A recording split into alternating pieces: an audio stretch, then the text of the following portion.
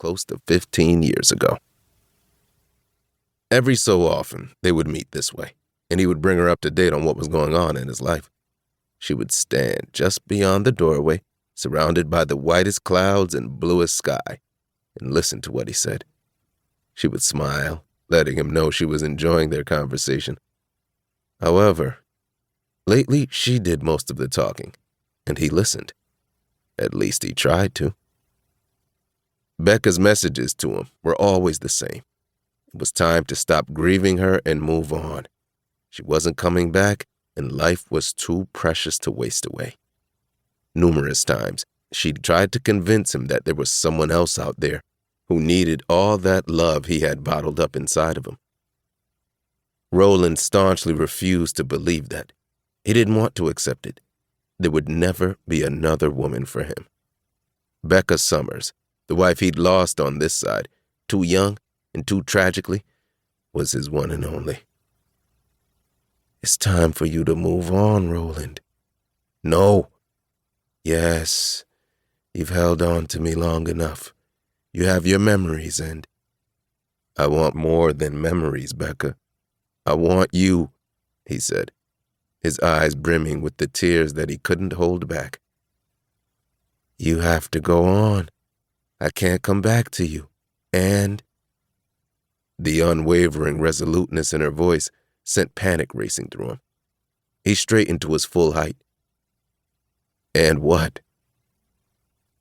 This is my last visit, Roland. The door will finally close on us tonight. It's time for you to think about what you can have with someone else. No. You have a big heart, Roland Summers, and it's time to open it up to a woman who will make you happy.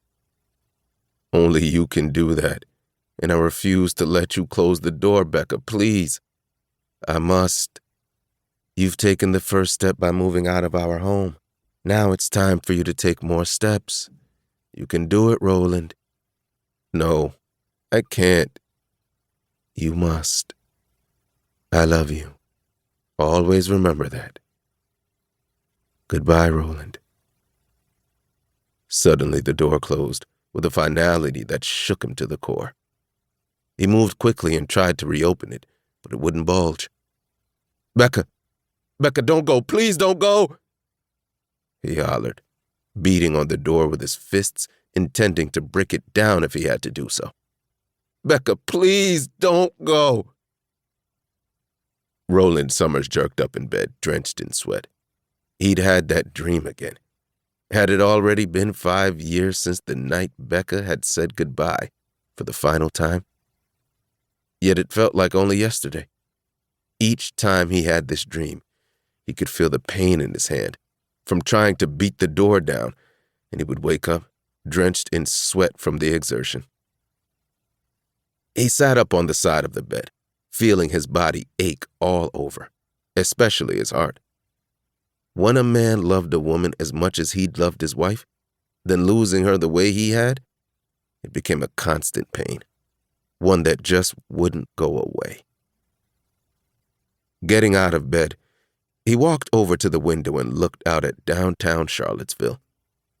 Taking that first step, moving out of their house and getting an apartment, had been incredibly hard, which was the reason he hadn't sold the house but had decided to rent it out instead.